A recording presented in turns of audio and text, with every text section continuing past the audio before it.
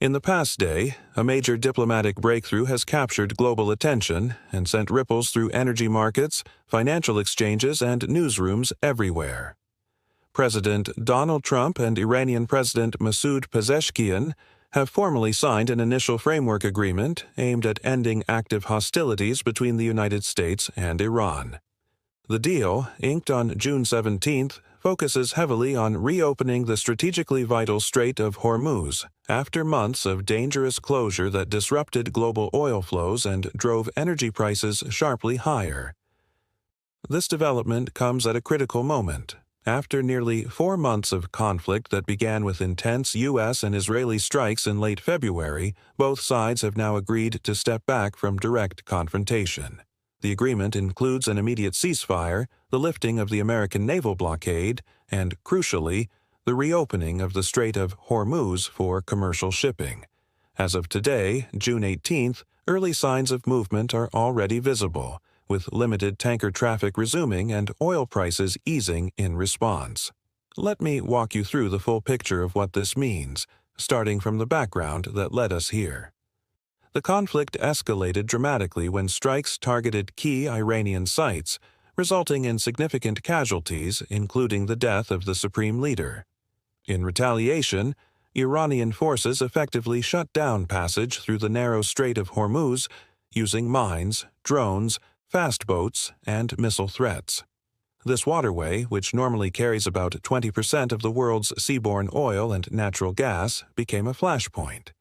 Hundreds of vessels were stranded, insurance costs skyrocketed, and global energy markets faced their most severe disruption in recent memory, with oil prices surging well above $120 per barrel at peaks.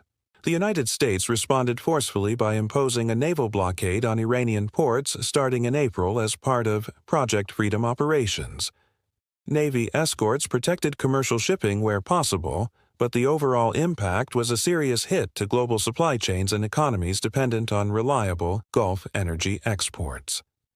Countries like India, Europe, and East Asia felt the pressure through higher fuel costs and economic uncertainty. Yesterday's signing changes that equation. Mediated in significant part by Pakistan, with support from Qatar, the Islamabad Memorandum of Understanding outlines several immediate steps. Military operations are to cease permanently across all fronts, including related areas like Lebanon. The U.S. naval blockade will be fully removed within 30 days. Iran commits to allowing safe, toll-free commercial passage through the Strait of Hormuz and to accelerating demining efforts to restore safe navigation. In return, the agreement provides for phased easing of sanctions, enabling Iran to resume oil exports more freely on the international market. A 60-day ceasefire period now begins, during which more detailed negotiations on Iran's nuclear program are expected to take place, with a formal follow-up ceremony planned for tomorrow, June 19th, in Switzerland. President Trump has publicly hailed the deal as achieving core U.S. objectives, posting messages urging ships to start your engines and emphasizing that the strait will operate on a permanently toll-free basis. Iranian leadership has framed the outcome as a successful defense of national interests that forced Washington to negotiate after applying maximum pressure. On the ground today, the effects are beginning to show. Shipping trackers report a small but noticeable increase in vessel movements through the strait, though experts caution that full normalization could still take weeks. Remaining mines, damaged navigation aids, stranded ships, and high insurance premiums present practical hurdles. Oil markets, however, have responded positively, with Brent crude prices declining further and trading below $80 a barrel in many sessions as confidence grows in returning supply. This agreement represents a classic case of hard power meeting diplomacy. The U.S. approach combined military strikes and economic blockade to bring Iran to the table. For Tehran, the deal offers critical economic relief at a time when its oil revenues had been severely curtailed. For the broader world, reopening this choke point brings hope of stabilized energy prices and reduced risk of supply shocks. Now, let's dive deeper into one of the most critical and closely watched aspects of this deal: The nuclear program analysis. The 60-day window for nuclear negotiations is deliberately narrow, reflecting the urgency on the U.S. side to prevent Iran from advancing further toward weapons-grade capabilities.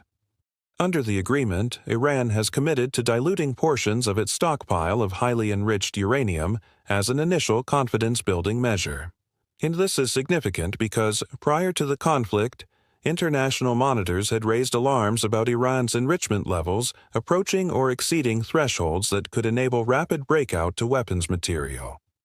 Analysts point out that the strikes in February likely set back Iran's program by destroying key facilities and infrastructure. However, knowledge, dispersed equipment, and underground sites mean Tehran retains latent capacity. The phased sanctions relief in the current deal is tied to verifiable steps on dilution and monitoring. If Iran complies, it gains economic breathing room. Failure to do so could trigger swift reimposition of pressure or even renewed military options, according to statements from the U.S. side. The upcoming talks in Switzerland will likely focus on several key flashpoints in the nuclear file. First, limits on uranium enrichment levels and centrifuge numbers, core issues from previous JCPOA-era negotiations. Second, enhanced international inspections and access for IAEA monitors to ensure transparency. Third, restrictions on advanced research and heavy water activities that could support plutonium pathways. And fourth, the broader question of regional ballistic missile programs that could serve as delivery systems. Clip 4, approximately 290 words. From a strategic perspective, the U.S. goal appears to be a longer-term arrangement that extends breakout time significantly while avoiding the perception of a full return to the 2015 deal that Trump previously criticized. For Iran, the priority is securing sanctions relief without surrendering its claimed right to civilian nuclear technology. This tension creates a delicate balancing act. Success could stabilize the region and reduce proliferation risks. Collapse might accelerate the very crisis the agreement seeks to avoid. Experts are divided on the prospects. Optimists argue that mutual exhaustion after months of war creates rare leverage for compromise. Skeptics highlight Iran's history of incremental advances during negotiation periods and the influence of hardliners who view any concessions as weakness. The 60-day clock adds pressure, too short for comprehensive resolution, but potentially enough for interim freezes and verification protocols that buy additional time. This nuclear dimension directly ties back to the Strait of Hormuz reopening. Reliable energy flows reduce the incentive for disruptive actions, but unresolved nuclear concerns could keep insurance rates elevated and make shipping companies hesitant even after mines are cleared. In essence, the economic and security tracks are intertwined.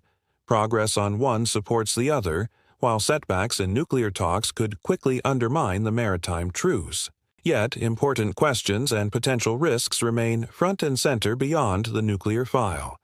The 60-day window for nuclear talks is relatively short, and history shows these issues are complex and deeply contentious.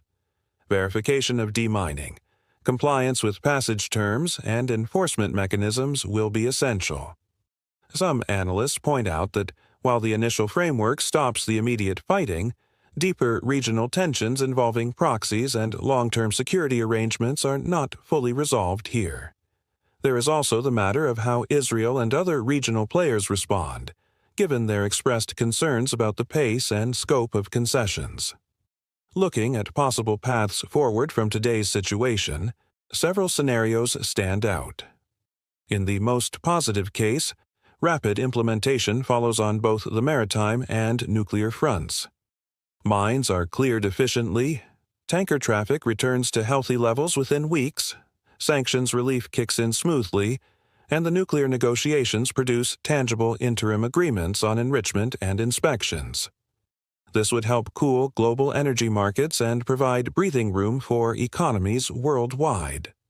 A more realistic middle ground outcome involves gradual progress with some friction on nuclear compliance and shipping logistics. Occasional disputes over centrifuge limits, slower demining, and cautious insurance could mean partial recovery rather than full restoration right away. Oil prices might stabilize but remain somewhat elevated compared to pre-crisis levels. The concerning scenario, of course, is one where the deal falters on the nuclear side. Hardline elements on either side, external incidents, or failure to meet verification benchmarks could lead to renewed restrictions or escalation. That risk keeps markets and policymakers on edge even as the initial optimism spreads. The human and economic stakes here are enormous. Families and businesses across many nations have dealt with higher fuel and goods prices for months. Industries from transportation to manufacturing felt the strain. For producing nations in the Gulf, the closure meant lost revenues and heightened instability. Restoring flow through the strait offers relief on multiple fronts, but only if the agreement proves durable beyond the initial 60 days, particularly on the nuclear commitments. Pakistan's mediating role deserves special mention. By facilitating dialogue between Washington and Tehran, Islamabad helped create space for this breakthrough. It highlights how countries outside the immediate conflict can play constructive parts in de-escalation when major powers reach an impasse. Qatar's involvement adds another layer of regional diplomacy that may prove useful in the coming nuclear talks. As we watch developments unfold over the next days and weeks, key indicators to track include actual daily vessel counts through the strait, progress on mine clearance, statements from both capitals on nuclear compliance, and any breakthroughs or setbacks in the Switzerland-based negotiations. Tomorrow's formal ceremony will provide another important moment to assess the tone and commitments from all parties. This story is still very much in motion. The signing yesterday marks a significant turning point after months of tension, but the real test lies in implementation, especially the nuclear track, and what follows the 60-day period. For now, the world is breathing a cautious sigh of relief as oil begins to flow again and the immediate threat of the wider disruption recedes. What are your thoughts on this fast-moving situation?